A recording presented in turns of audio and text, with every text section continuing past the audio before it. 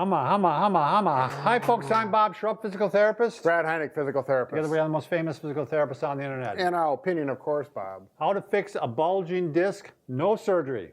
That's the goal of physical therapy. Right. I mean, we don't want to send you to the surgeon if we can avoid it. Right. There's nothing more exciting as a therapist is have someone come in that's scheduled for surgery and they give one chance to therapy, and you take care of the problem. Life, and it happens. Because it's not a rarity. Our belief is the body wants to heal itself, and it's amazing the abilities it has. So we're going to show you some options today. We got 3 options.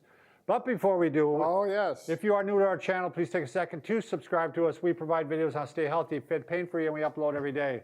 Also, very exciting news. If you go over to Facebook, Bob and Brad, we are giving away a mattress. Actually, we, along with Sleep Ovation, are giving away a very nice mattress. I've been on it for a week now. I love it. It's like my mattress is giving me a hug, Brad. I'm serious. It's like I'm getting molested by a mattress. Yeah, don't tell your wife that. Yeah, I already did this morning. But anyway, all you have to do is there's a post on there. It's the top post on the page. You'll like it and you comment, and you are in the contest. There you go. So, all right, Brad, you're in charge. A bulging disc leads to a herniated disc, which can lead to the quote-unquote sequestered disc. That's technical terms. That means you got a lot of pain. You have pain down the leg, sciatica, all those things. The sooner you get after it, the better. Okay, so we're going to look at a herniated disc right here, or a bulging disc. Oh no, my pencil, Bob. Thank goodness. Oh, saved. God, Lord, he's right lost here. without it. Can you zoom in on that, Liz? Yep. So here, if you look at now, you don't have a red disc, and the other ones are these colors. That just so it highlights the involved one. But this is a really common area for a disc to bulge between L4 and L5.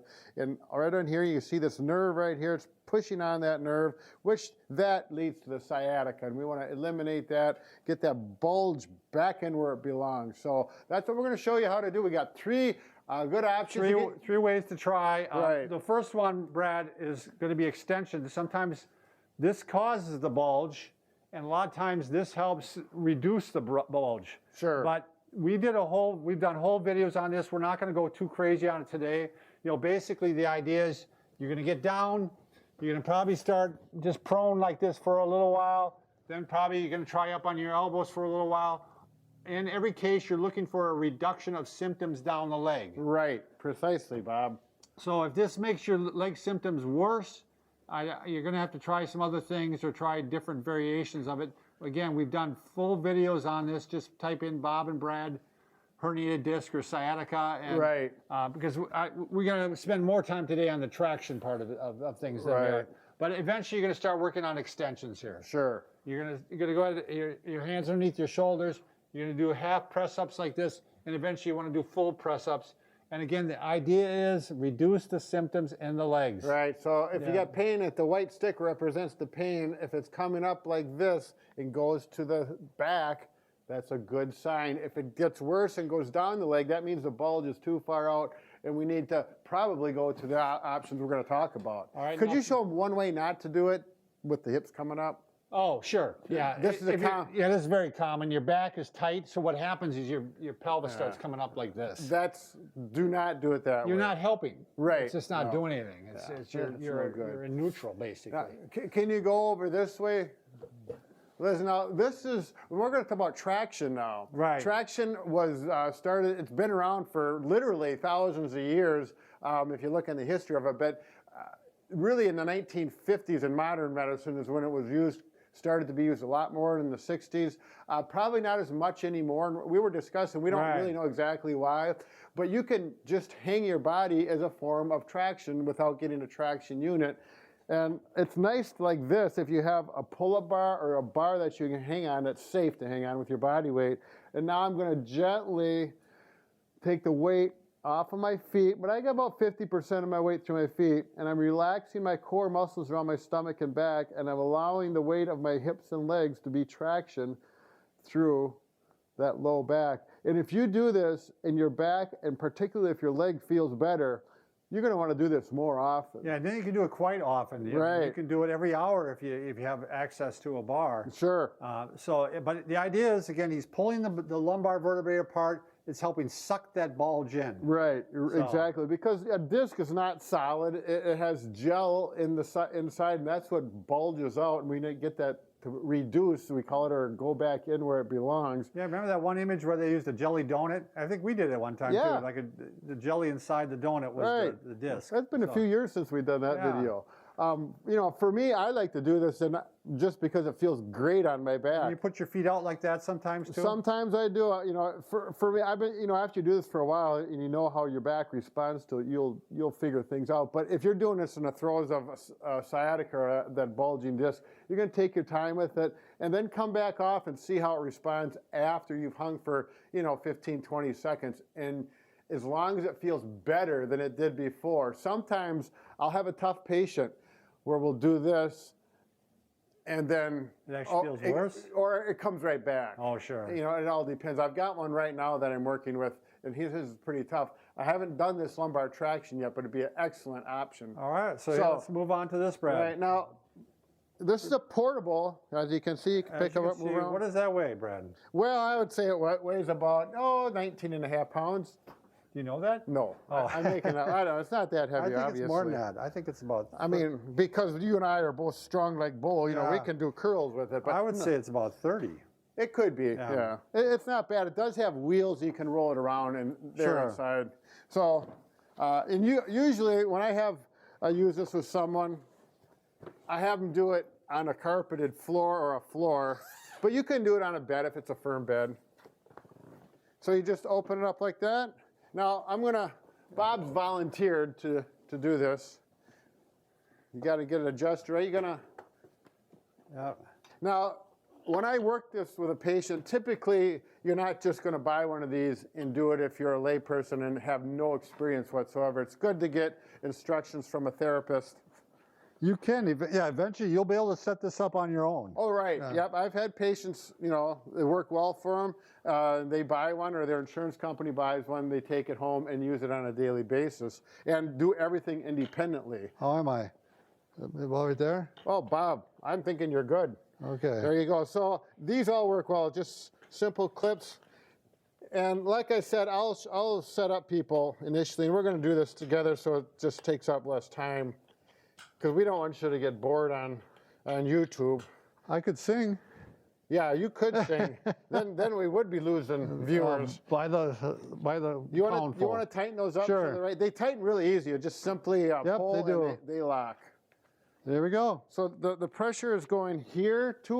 These two go here around the pelvis, up here, just below, and on a lower rib cage. So these two are going to separate and pull me apart, make me even taller. Yeah, Bob's going to go from 6'6" to 6'7" by the end of this. So this pump has 3 settings. The one setting is pump, which then it's going to apply the pressure and separate me.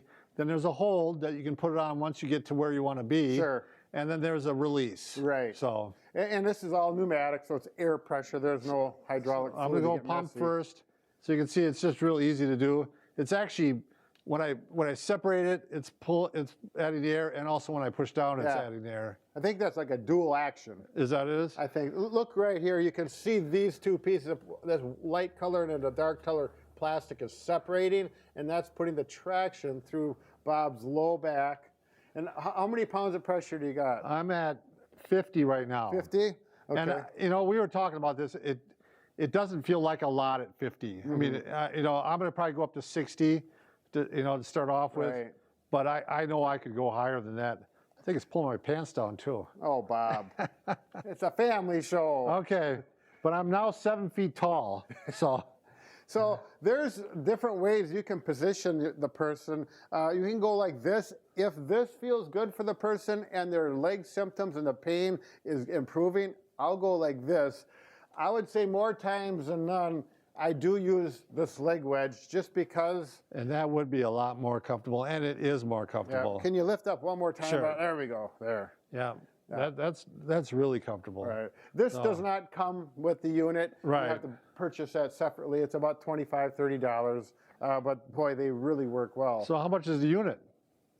That's incredible. I'm glad you asked, Bob. $375. Yeah. They've come down over the years. They come way down. Right. I remember a patient paying I mean, he was pretty upset actually because they had told him 600 and it ended up being over 1,000. Sure. And Yeah. but, It's like, you know, everything that's been around for a while, production and whatnot. I do want to mention the pressure on that.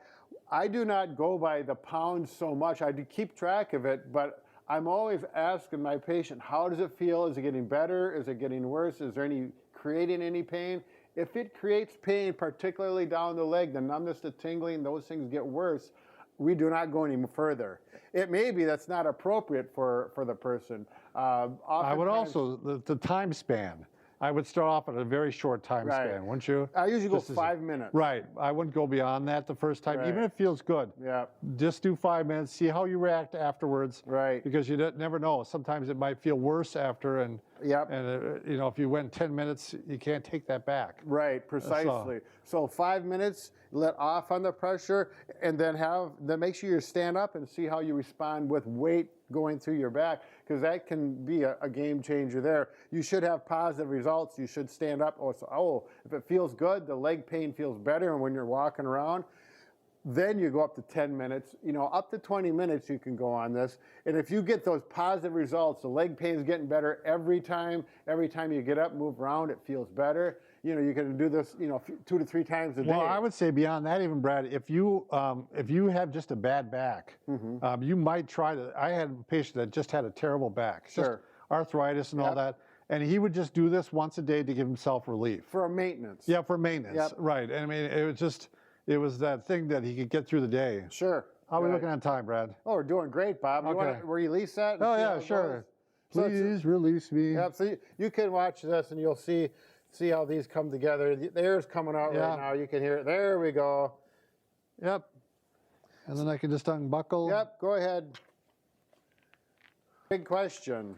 All right. Am I smarter, too? Taller and smarter. Yeah. There you go. Oh, look at that. He's feeling strong and looking tall. Not handsome yet, but he's still looking better. But I'm handy. All right, thanks everybody for watching.